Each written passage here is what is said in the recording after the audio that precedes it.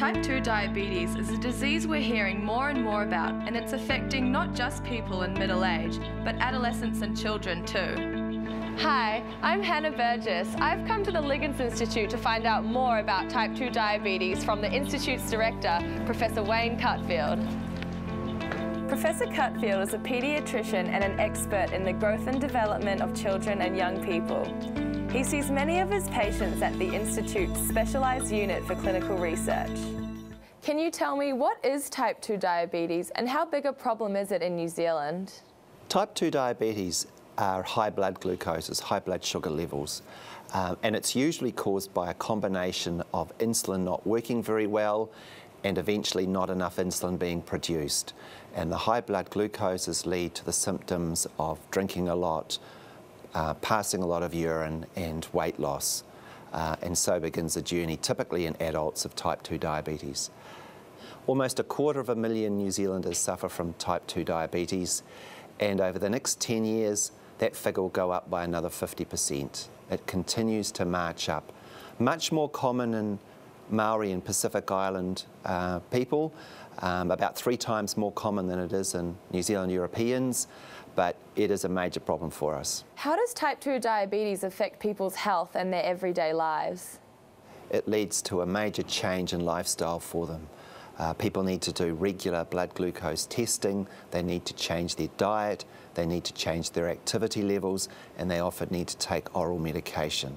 Diabetes is the leading cause of blindness in adults. It's the leading cause of kidney failure in adults. It is a major cause of heart attacks, strokes, high blood pressure. So type 2 diabetes doesn't just affect people in middle age, young people can get it too. Well, why is this? What has changed in the last 30 to 40 years, Hannah, is that our children are becoming much heavier, fatter and fatter. And in fact, we're in the middle of an obesity epidemic worldwide, and New Zealand is part of that. And in fact, New Zealand children are some of the fattest in the world. And what we see is that type 2 diabetes now occurring at an earlier age. Instead of occurring in adult life, it's occurring in adolescence, and it's directly associated with the greater risk of obesity. Virtually all of the cases of type 2 diabetes in teenagers occur in very, very overweight children, particularly Pacific Island and Maori children. So what can we as a community do to reduce the rate of type 2 diabetes? A greater community awareness of the symptoms of diabetes would be enormously helpful. We need to think more about diet and activity levels. And one of the things that has changed in the last 30 or 40 years is our activity levels have plummeted. And there is a simple balance between energy in food and energy out, which is activity. And that whole balance has been tipped the wrong way to too much energy in, not enough energy out. And let me just give you a true story of a teenage boy who shows the benefits of exercise.